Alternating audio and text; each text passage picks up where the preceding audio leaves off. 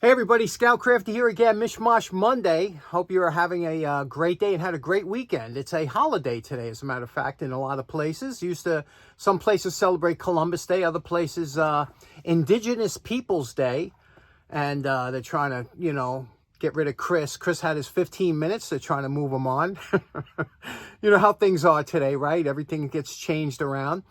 But I have some good news, bad news. Like I said, we got a lot to get to today.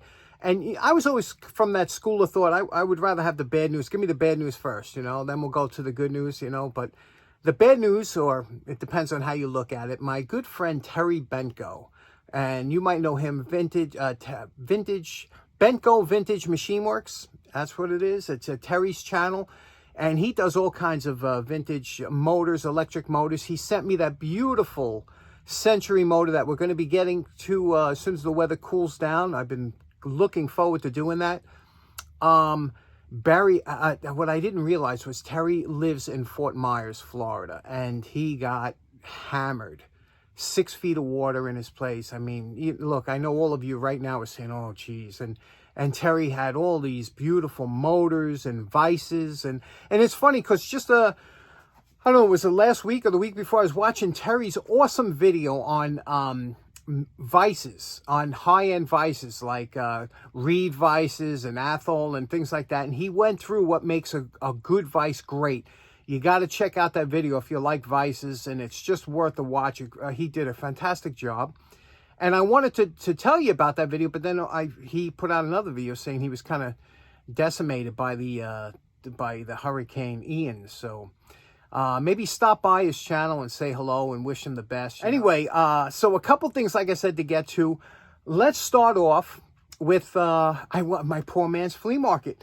Went around the corner, the house that keeps giving and giving.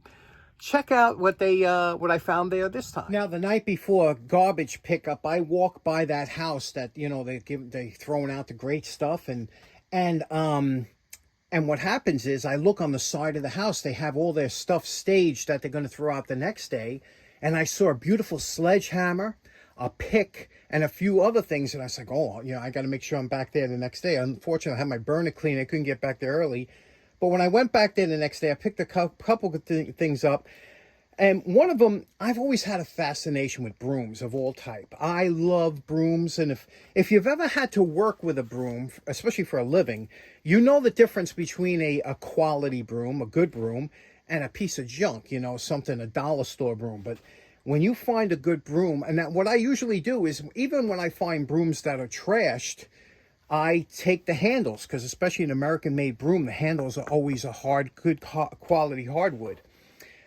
This broom I found at that place, and first of all, let's take a look at it. You don't usually see they consider these husk brooms, and this dates back a couple hundred years. These type of brooms, and they're not the best for sweeping unless you're doing certain things like outside. They're very good for outside. What you have to look for a lot of times is how they're made. And this one here, you can see here, it's the Triple S, and that stands for the Standard Sanitation Services is the brand. It's like a commercial broom, and you can see here it's got a painted orange handle. It's a longer handle than most brooms are, which is good for me. I'm tall.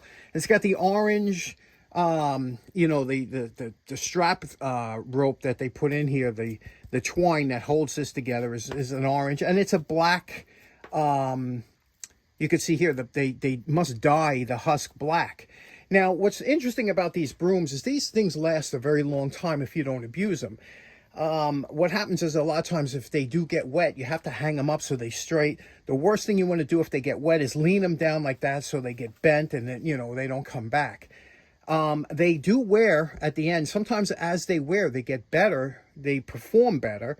But when they get worn, sometimes they're on an angle because people hold it the same way. You can correct that. You can always take the broom and you could cut off, an inch or something. But when it gets too short, it's kind of too stiff to work. This one here has a very nice flex to it. Nice broom. If you ever use if you use a broom, occasionally, you know what I'm talking about. The difference between a good broom. For indoor brooms, I have a whole array of different types, but this is a good outdoor broom, and I was happy to get this. and especially a commercial brand, which you don't usually see. Next up, what I found there was this pick. Now, they had a sledgehammer and a pick on the side of the house, but I must have missed out. Somebody must have grabbed the sledgehammer, but I got the pick. And if you ever use a pick is one of those things that they have a lot of uses to them.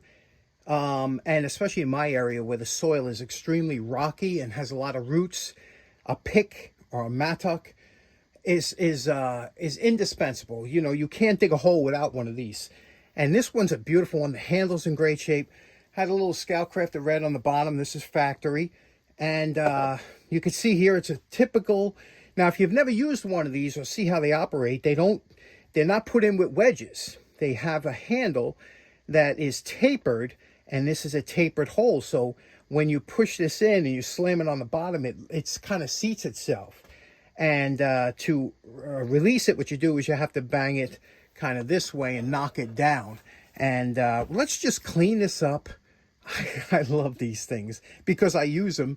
And but I've never, you know, everybody takes them for granted. It's an outdoor tool. You don't think about it. But when I get a tool that I find, I just love to get it back in service. So let's see what we can do with this. Now, changing a handle, getting a new handle for a pick is probably one of the easiest things to do if you get the right size. You know, so sometimes you have to bring the head to the store to make sure you get the right size head. But again, they're tapered, and to release this, what you do is you take it like this and you just bang it down on a solid surface, and you could see that knocks right out of there. And I mean, how easy is that to change it? And then you could work on this. So they're wonderful. I know there are some guys out there that have worked with this tool before, and you know what I'm talking about. I mean, it's a hard tool to swing. It works up a lot of sweat, but boy, do they do a job. And I'll tell you the truth, you very rarely see one of these broken, you know, especially at the tip or something, because they're well made.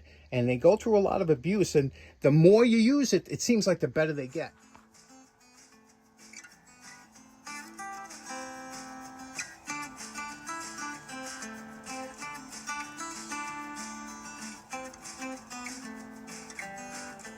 Yo!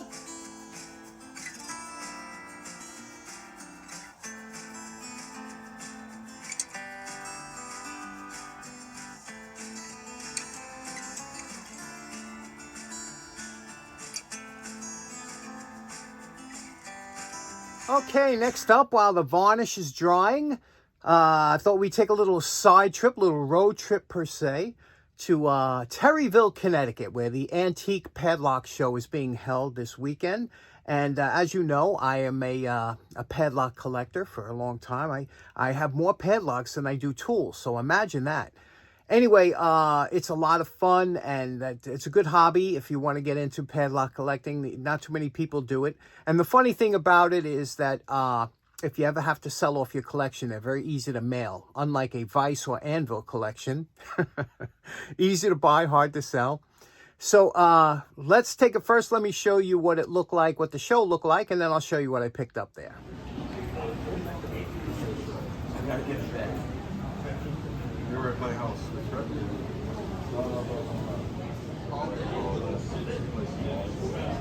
What I said, I broke you and Paul did.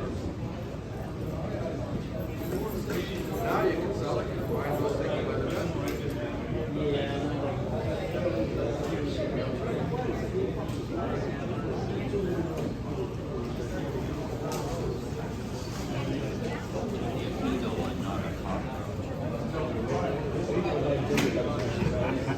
They fly, right? And they fly all over the place. Do you care if I put 10 in the book?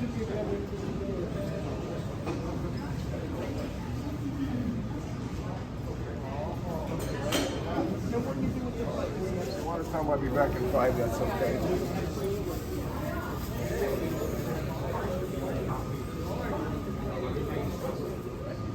Okay, what dimensions they give?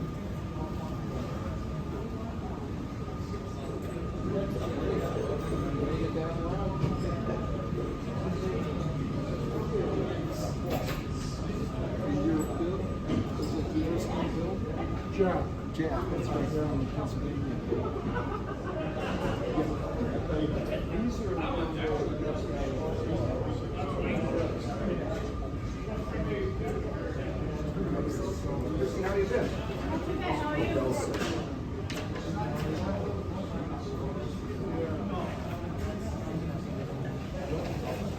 Even the first year I stayed there, 1986, the old Sturbridge motor.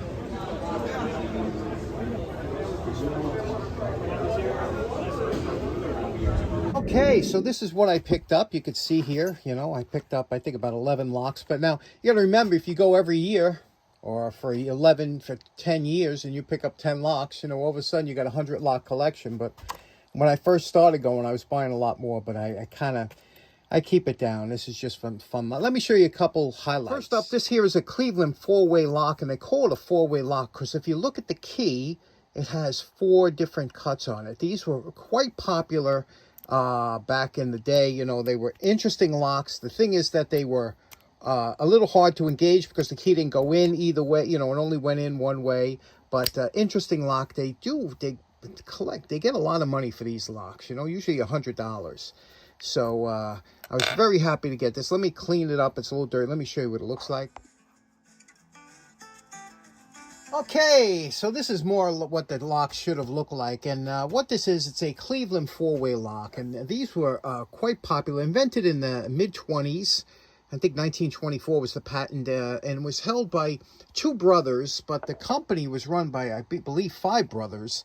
But the 2 companies owned in Cleveland, Ohio. It was the 4-way lock company. It later became a Fairbox company, the Johnson Fairbox company. But you could see here, these were high quality, and they were doubted to be unpickable. They were, you know, that was the key. And because they had, instead of a regular key, this had 4 different keys, you know, so to speak, on here. And what you would do is you would line up the serial number with the serial number of the lock, and then you would press this in, and now you can see how nicely this operates.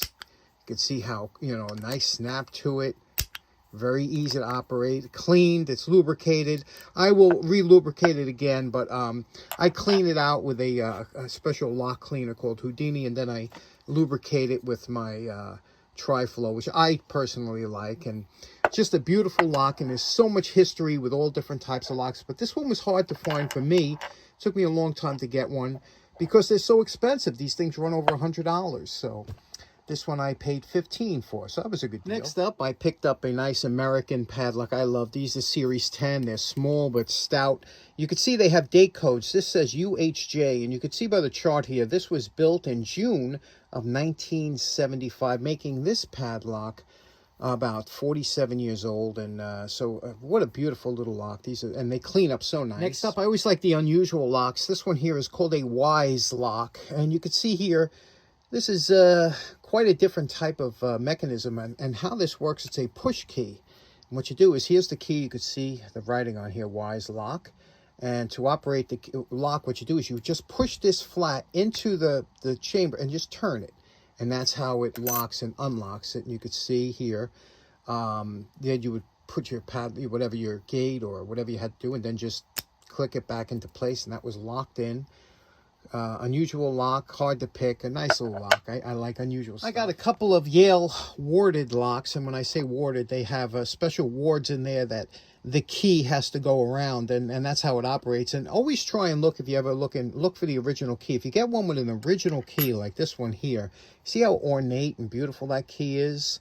You know, this is what makes it collectible. You also see the profile of that key. Now, if you went to a locksmith years ago to get one remade, a lot of times they would give you a stamped steel key like this, which wasn't an original key, but it would work the lock, but it's not as desirable. And how these locks work is when you put the key in like this and you turned it, it would pop open like that, and on a hinge. And it was again, these were for outdoor purposes because they were made of a bronze. And you can see here it even says naval bronze. I don't know if that's a different type of bronze, but they were very good for outside. And the warded mechanism was much easier to operate if the lock got frozen. And lastly, I finished off my purchases with some of these beautiful, I always like these, they're called pancake padlocks. They call them that because of the shape of them. You could see very interesting locks.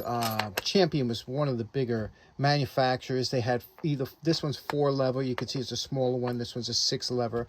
How they operated, they had a nice flat key. Now, if you had to put this on your key ring, how nice is that key? It would just go in, you know, flat. You could have a lot of keys. They weren't a big bulky key, and they had little cutouts on here. And how you operated it, you would take your finger here like this, put it around like that, and you would just press it into this little slot here. And when you did, the lock would pop open. You see that? Pops right open. So you take it like this, press it in, and the lock pops right open. And if you want to put on your gate or whatever, you put it on. Close this. It was made of a high quality brass, and this was usually bronze, the top part a little stronger, and it was a nice lock, and they were around for a long time. Highly collectible. A lot of people like these locks because of the style. They came in different shapes and different sizes, but just very interesting, aren't they? Now, you know my favorite part. Remember what this old pick looked like before we started. And we're calling this project done. Let's take a look what we did here. You see the handle, how nice that came out, huh? That handle is just beautifully done. Again, it's all original, and you could see the grain, you know, but what we did here, again, this is like a tribute, a retirement tool. You remember the old pickaxes always had the polished edges from when they dug into the dirt and stuff, and this is no exception. Well, we kept that nice, and look at this dimpled finish. Almost looks like a hammer tone, this finish, huh? And what that is years of use and sitting in the garage, and you can see here, and again, I left it like that because it looks like a hammer tone.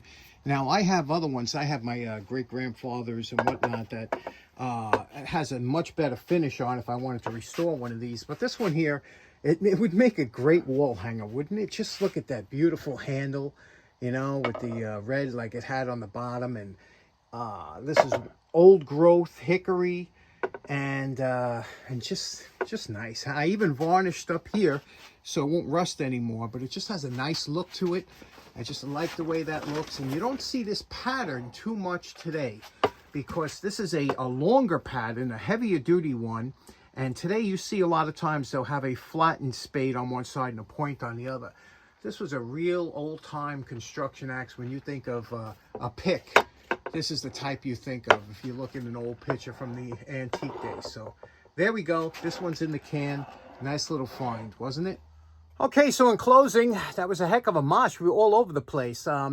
Good news, I spoke to Terry since I made the opening of this video, and I found out that he didn't lose any of his electric motors. They were in storage, so thank God for that. He spent a lot of time doing that. And if you want to check out his Vice video, you'll enjoy that. And I hope you have a great day. Enjoy the rest of your week. Take care now. Bye-bye.